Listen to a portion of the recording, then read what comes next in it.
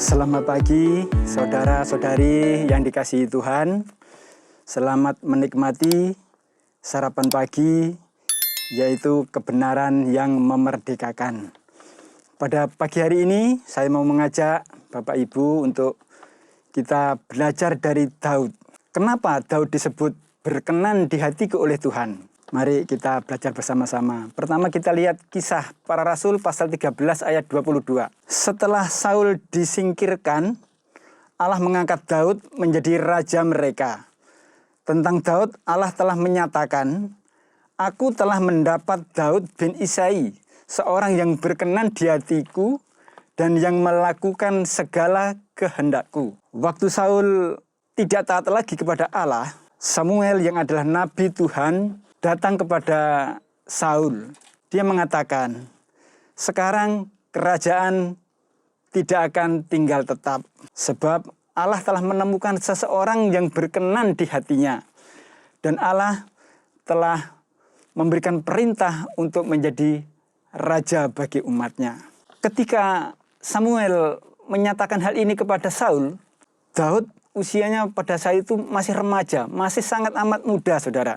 Tetapi kita juga mesti melihat dari beberapa hal. Kenapa Tuhan sampai berkenan di hati Daud yang sangat muda ini?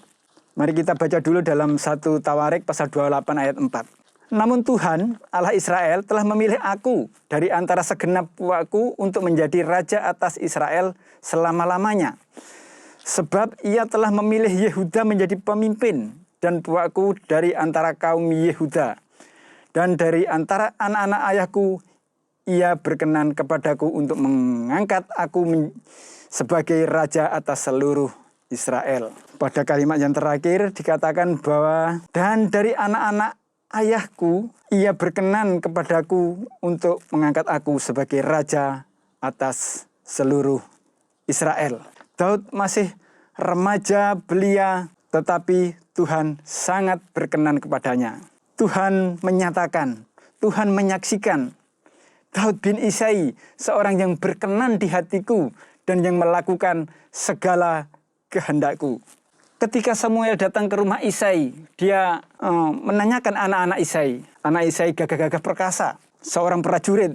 Tetapi Samuel mengatakan, tidak, ini tidak, ini tidak. Masih adakah anakmu yang lain? Masih ada Daud di ladang, seorang gembala. Daud dipanggil. Samuel mengatakan, ini dia yang berkenan kepada Tuhan. Daud yang sangat muda belia, tetapi mendapat kasih dari Tuhan. Daud pun diurapi minyak untuk menjadi raja. Alkitab mencatat, Roh Allah menyertai Daud. Daud menjadi gembala seperti biasanya. Ia menggembalakan kambingnya. Tatkala ada beruang, maka Daud pun menghalaunya, bahkan membunuhnya. Tatkala ada singa datang yang mau menerkam kambingnya, Daud menghalaunya dan membunuhnya. Kalau kita mau membayangkan, saudara, betapa kuatnya seekor singa, bahkan bisa mencapik-capik meremukkan tulang manusia dewasa. Tetapi Daud yang masih remaja belia, dia mengalahkan beruang, mengalahkan singa. Ini suatu bukti tanda bahwa Roh Allah menyertai Daud. Singkat cerita bahwa Daud mengalahkan Goliat. Setelah Daud mengalahkan Goliat, maka Saul sangat menyukai bersama Daud. Saul tidak mengizinkan Daud pulang, tetapi Daud disuruh tinggal di istana dan dipercaya untuk memimpin pasukan oleh Saul. Dan setiap mendapat perintah dari Saul untuk berperang, Daud selalu menang. Bahkan ketika mendapat kemenangan besar, Daud pulang disambut oleh umat Israel. Perempuan-perempuan Israel keluar rumah menyambut di jalan, mereka bernyanyi mengeluh-elukan. Saul membunuh beribu-ribu, tetapi Daud membunuh berlaksa-laksa. Mendengar hal ini, Saul marah. Saul tidak senang. Saul iri kepada Daud. Atau bahkan mungkin Saul takut tahtanya akan diambil oleh Daud karena Daud sudah banyak sekali memenangkan peperangan dan sepertinya tandanya Daud diurapi oleh Tuhan. Ketika Saul membenci Daud dan Saul berinisiatif mau membunuh Daud, Daud mengetahui dan Daud lari keluar dari istana. Tetapi Saul tetap memburu Daud dengan pasukannya. Nah, ketika Saul memburu Daud bersama pasukannya, inilah Daud menuliskan isi hatinya di dalam kitab Mazmur pasal 132 ayat 1-5. Nyanyian Ziarah. Ingatlah ya Tuhan kepada Daud dan segala penderitaannya, bagaimana ia telah bersumpah kepada Tuhan, telah bernasar kepada Yang Maha Kuat dari Yakub. Sesungguhnya aku tidak akan masuk ke dalam kemah kediamanku, tidak akan berbaring di ranjang petiduranku. Sesungguhnya aku tidak akan membiarkan mataku tidur atau membiarkan kelopak mataku terlelap sampai aku mendapat tempat untuk Tuhan, kediaman untuk Yang Maha Kuat dari Yakub. Saudara, di sini kita lihat di dalam penderitaannya, di dalam pelariannya karena dikejar Saul, Daud menyatakan kasihnya kepada Allah. Daud hatinya tidak memikirkan kepentingan dirinya. Daud tidak mementingkan untuk mencari tempat tinggal untuknya, untuk mencari tempat perlindungan dirinya. Tetapi Daud memikirkan tempat tinggal Yang Maha Kuat dari Yakub, yaitu tempat untuk Allah. Oleh sebab itulah, maka Daud berkenan di hatiku, kata Tuhan. Itu yang pertama. Kemudian, kenapa juga Tuhan menyebut bahwa Daud adalah yang melakukan segala kehendakku? Mari kita belajar selanjutnya. Yang kedua, saudara, kita semua tahu bahwa dalam perjanjian lama, kehadiran Allah itu dilambangkan di dalam tabut perjanjian, yaitu tabut Allah. Tabut Allah pernah diambil atau dicuri oleh orang Filistin. Dan tabut Allah itu ditaruh di kuil. Di dalam kuil di dekat patung Dagon. Tetapi besok paginya patung Dagon itu roboh, kepalanya tengkurap di depan tabut perjanjian. Kemudian diketahuilah oleh orang Filistin dan patung Dagon itu didirikan kembali. Tetapi besok paginya lagi patung Dagon roboh lagi di depan tabut perjanjian dengan leher putus dan tangannya pun putus, tinggal badannya saja.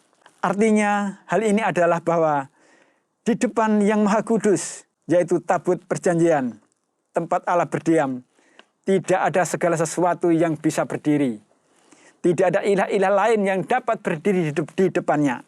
Sebab Yang Maha Kudus penuh kemuliaan dan kuasa. Hal ini juga kita dapat dalam perjanjian baru. Dalam Yohanes pasal 18 ayat 4-6. Maka Yesus yang tahu semua yang akan menimpa dirinya, maju ke depan dan berkata kepada mereka, "Siapakah yang kamu cari?" Jawab mereka, "Yesus dari Nazaret." Katanya kepada mereka, kata Yesus kepada mereka, "Akulah dia." Yudas yang mengkhianati dia berdiri juga di situ bersama-sama mereka. Ketika ia berkata kepada mereka, "Akulah dia," mundurlah mereka dan jatuh ke tanah. Saya ulangi ayat 6. Ketika ia berkata kepada mereka, ketika Yesus berkata kepada mereka, "Akulah dia," maka mundurlah mereka dan jatuh ke tanah. Saudara, di sini dapat kita lihat bahwa Yesus tidak dapat dibunuh, tetapi Yesus ditangkap dan disalibkan, itu Yesus menyerahkan nyawanya. Yesus menyerahkan nyawanya supaya saya dan saudara tidak binasa, melainkan beroleh hidup yang kekal. Saudara, dalam tabut Allah, dalam perjanjian lama, tabut Allah adalah tempat tinggal Allah. Dan ini adalah merupakan gambaran tentang Yesus dalam perjanjian baru. Sebelum kita lanjut, mari kita baca dulu dalam Mazmur 132 ayat 13 dan 14. Sebab Tuhan telah memilih Sion, mengingininya menjadi tempat kedudukannya. Inilah tempat perhentianku selama-lamanya. Di sini aku hendak diam, sebab aku mengingininya. Saudara yang dikasihi Tuhan, dalam ayat 14 yang terakhir, jelas dikatakan bahwa sebab aku mengingininya. Tuhan menginginkan Sion menjadi tempat kedudukannya. Seperti kita tahu dalam kisah Raja Daud, dalam pertama kali dia menjabat sebagai raja. Pertama kali Daud menjabat sebagai raja Israel. Yang pertama-tama dilakukannya adalah memindahkan tabut Allah, tabut perjanjian itu ke Yerusalem, tepatnya ke Bukit Sion. Daud memindahkan tabut Allah ke Bukit Sion. Bukanlah ini kehendak dari Daud, tetapi ini adalah keinginan Allah itu sendiri. Seperti yang barusan kita baca dalam ayat 13 dan 14. Sebab Tuhan telah memilih Sion, mengingininya menjadi tempat kedudukannya. Inilah tempat perhentianku selama-lamanya. Di sini aku hendak diam, sebab aku mengingininya. Tuhan menginginkan berkedudukan di Sion. Dan Daud setelah menjadi raja, ia membawa tabut Allah ke Yerusalem dan dibawanya ke Bukit Sion. Ini seperti yang diinginkan Tuhan. Oleh sebab itu, Daud bin Isai sangat berkenan kepada Tuhan. Daud bin Isai seorang yang berkenan di hatiku dan yang melakukan segala kehendakku, kata firman Tuhan. Saudara, barusan yang kita pelajari bahwa tabut Allah dalam perjanjian lama adalah gambaran Tuhan Yesus dalam perjanjian baru. Dan Bukit Sion adalah gambaran kasih, karunia, dan kebenaran. Jadi Daud sudah menempatkan pada konteksnya di sini Tuhan Yesus kepada kasih, karunia, dan kebenaran. Oleh sebab itu, saudara-saudari yang dikasihi Tuhan, mari kita meneladani Daud, mencontoh daripada Daud ini, yaitu yang pertama tadi kita pelajari bahwa dalam kondisi apapun, dalam suasana penderitaan, suka dan duka, kondisi susah, kita tetap menempatkan Tuhan di hati kita. Kita tetap mengutamakan Tuhan dalam suasana apapun, sehingga kita berkenan kepada Tuhan. Kemudian yang kedua, Daud telah menempatkan tabut Allah di dalam Bukit Sion. Ini menggambarkan bahwa Daud telah menempatkan Tuhan Yesus pada konteksnya. Tuhan Yesus pada kasih karunia dan kebenaran. Tuhan Yesus adalah kasih karunia dan kebenaran. Kita tidak dapat memisahkan antara Tuhan Yesus dan kasih karunia dan kebenaran. Kalau kita berbicara tentang Tuhan Yesus, tentu akan berkaitan. Kita akan berbicara tentang kasih karunia dan kebenaran. Oleh sebab itu saudara, kalau kita ada orang-orang yang mengatakan, ada orang yang berbicara, oh saya sakit karena saya dihukum Tuhan. Saya sakit karena saya telah melanggar firman Tuhan. Saya sakit karena saya telah melakukan hal-hal yang tidak baik. Kalau kita mendengar orang yang mengatakan demikian, maka kita harus mengatakan kepada mereka, kita harus menyampaikan kepada mereka bahwa Tuhan Yesus tidak pernah memberikan sakit penyakit. Tuhan Yesus tidak pernah memberikan penghukuman. Bahkan sebaliknya, Tuhan Yesus membebaskan kita dari sakit penyakit. Tuhan Yesus membebaskan kita dari penghukuman. Yesus yang disalibkan di Bukit Golgota itu adalah untuk menanggung dosa-dosa pemberontakan kita, untuk menanggung sakit penyakit kita, untuk menanggung persoalan-persoalan kita, untuk menanggung hukuman yang seharusnya kita tanggung. Jadi, saudara yang dikasihi Tuhan, kalau ada orang yang mengatakan demikian adalah tidak benar, kita harus mengingatkannya bahwa Yesus sudah menanggung dosa kita. Yesus sudah menanggung sakit penyakit kita. Tuhan Yesus menanggung hukuman kita.